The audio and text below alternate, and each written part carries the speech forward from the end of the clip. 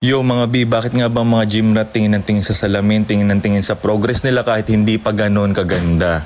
Okay B, ito explain ko sa inyo ha. Yung iba tinatawanan pa nila, tapos pinag-iisipan nila na gwapong-gwapo sa sarili, ganun B, hindi nyo maintindihan, okay? Unang-una B, hindi kami nagji-gym para sa iba. Hindi kami nagji-gym para sa'yo, okay? Nagji-gym kami kasi masaya kami.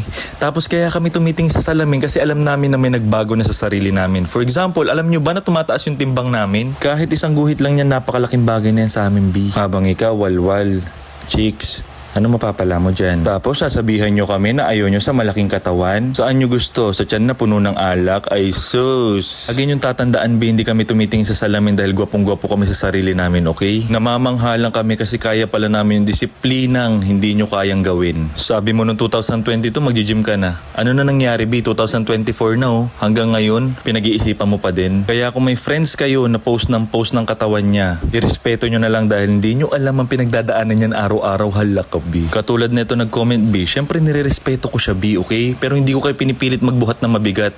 Kung gusto nyo magaan lang, edi go, kayo bahala dyan. Ako to ginagawa dahil natural ako B, okay? Ito yung naobserbahan ko sa 10 years kong pagbubuhat. Ito yung naobserbahan ko, kailangan mo mag-improve sa weights at kailangan mong kumain, okay? At happy 80k nga pala sa atin B, love you Ness. 1 year na rin tayo nagbubuhat ng tuloy-tuloy, hala ka, consistency is the key.